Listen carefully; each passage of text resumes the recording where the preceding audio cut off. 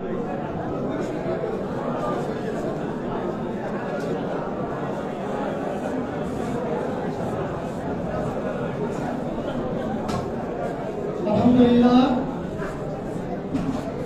আলহামদুলিল্লাহ। সম্মানিত ডেলিগেট বৃন্দ, আমরা শৃঙ্খলার সাথে আসনে বসে করি, শৃঙ্খলার সাথে আসন গ্রহণ করি। আমরা আজকে উচ্ছ্বাসিত, আমরা আনন্দিত। আজকে যে বিচারে আগমন ঘটেছে বাংলাদেশ জামায়াত ইসলামীর কেন্দ্রীয় নায়েবে আমির জনাব ডক্টর সৈয়দ আব্দুল মোহাম্মদ তাহের, আজকের এই অনুষ্ঠানের পক্ষ থেকে, দেবতাবাসীর পক্ষ থেকে আমাদের সম্মানিত মেহমানকে আন্তরিক ধন্যবাদ এবং মুবারকবাদ জানাচ্ছি।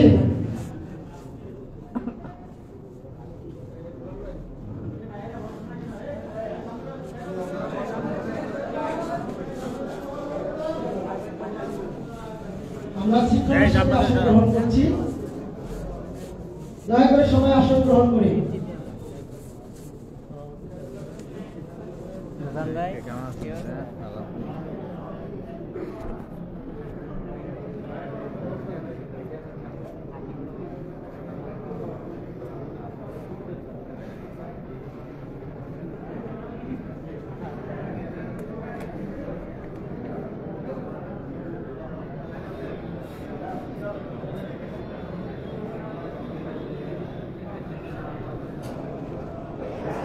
সম্মানিত উপস্থিতি, আপনারা লক্ষ্য করেছেন আমাদের মাঝে আরো উপস্থিত হয়েছেন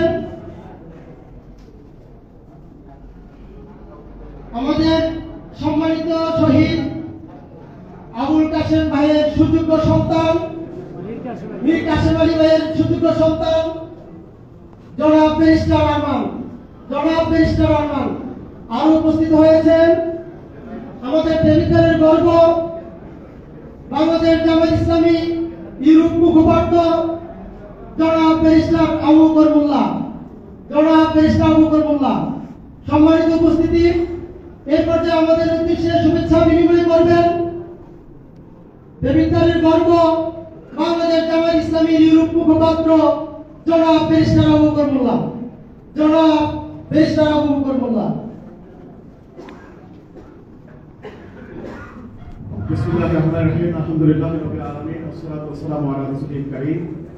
আজকে প্রোগ্রামের সম্মানিত নেতৃবৃন্দ, আমার রাহবার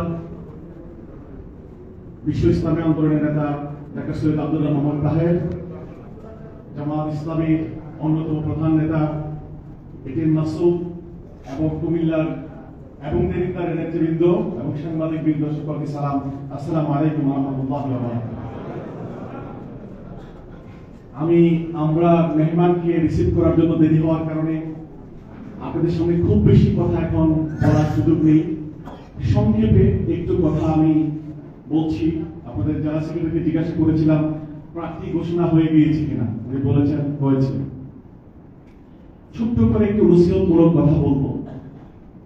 আল্লাহ পাক বলেছেন, মান কানা ইউরিদুল ইজ্জাতা ফালিল্লাহিল ইজ্জাতু জামিআ। যারা সম্মান পেতে চায়, মর্যাদা পেতে চায়, তাদের মনে রাখা উচিত সম্মান মর্যাদা শুধু আল্লাহর কাছ থেকে আসে।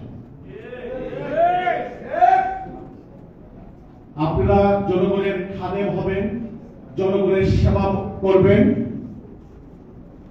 এটা জান্নাতে যাওয়ার সোপান হবে আপনাদের জন্য।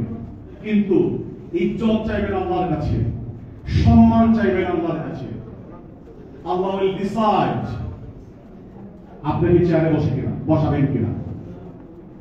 জনগণের জন্য কাজ করবেন আর আল্লাহর কাছে ইজ্জত চাইবেন। জনগণ আপনাকে ভালোবাসবে, আল্লাহ আপনাকে ভালোবাসবে। ক্ষমতার চেয়ারে কোনো কারণে আপনি না বসতে পারলেও আল্লাহ আপনাকে সম্মানিত করবেন। আমাদের নায়েবে আমির সাহেব এখন মন্ত্রী না, এমপি না, কিন্তু আল্লাহ পাক ওনাকে যে সম্মান দিয়েছেন শুধু বাংলাদেশে নয়, সারা পৃথিবীতে। আমরা কিছুদিন আগে ওনাকে নিয়ে ইউরোপে, লন্ডনে গিয়েছি, দেখেছি ওনার জনপ্রিয়তা। কোনো টাকা খরচ করেন নাই, কিন্তু যেই পরিমাণ সম্বর্ধনা পেয়েছেন কে দিয়েছে?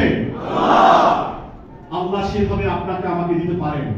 আমরা আল্লাহর কাছে ইজ্জত চাইবো, কিন্তু জনগণের খেদমত করব। জনগণের খেদমত যদি করেন, আল্লাহ পাক আপনাকে টেক কেয়ার করবে। আপনাদের জন্য দোয়া চেয়ে এবং আমার জন্য দোয়া চেয়ে আপনাদের জন্য দোয়া করে বক্তব্য শেষ করছি। আসসালামু আলাইকুম ওয়া রাহমাতুল্লাহি ওয়া বারাকাতুহু।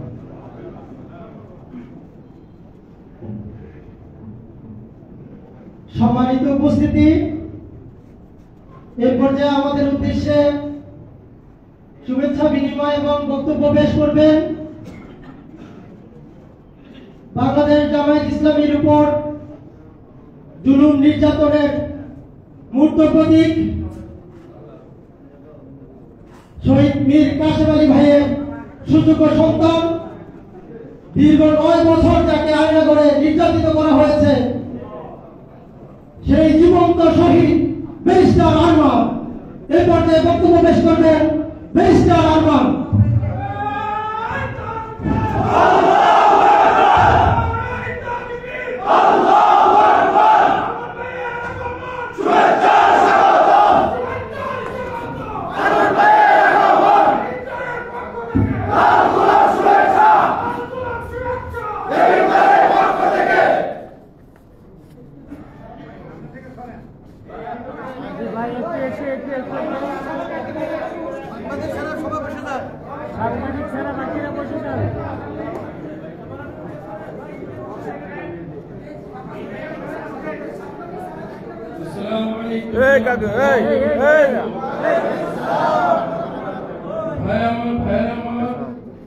গত বছর ঠিক এই দিনে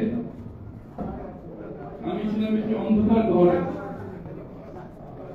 যেখানে তারা আমাকে রাখতো, সেখানে ঘরের ভিতরে চোখ বেঁধে রাখতো, আপনারা করে রাখতো। আমাদেরকে যে ঘরে রাখা হতো সেখান থেকে আমরা বুঝতে পারতাম না যে বাইরে কি দিন আর রাত। আমরা বলতাম যে ভাই নামাজ পড়তে চাই, আমাদের সময় হয়েছে কিনা বলতে বলা হবে, বলা যাবে না। পড়তে চাই বলতে দেওয়া যাবে না, উপরে নির্দেশ। এভাবেই কাটাতে হয়েছে বছরের পর বছর। বাংলাদেশের ইসলামী আন্দোলনের ভাইয়েরা নিজেদের ঘরে থাকতে পারে নাই, বোনেরা নিরাপত্তার সাথে রাস্তায় হাঁটতে পারেনি। ঠিক এই বছর এই দিনে আমাদের কাছে মনে হয়েছিল ফেস্টিভ্যাল মনে হয় আরো বছরের বছর সেই 2041 সাল পর্যন্ত।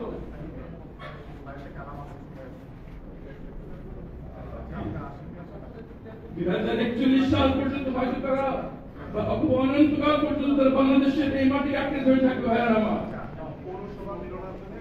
কিন্তু কোরআনে আল্লাহ বলেছেন মাকারু ওয়া মাকারুল্লাহ ইন্নাল্লাহা খায়রুল মাকিরিন। তাদের পরিকল্পনা ছিল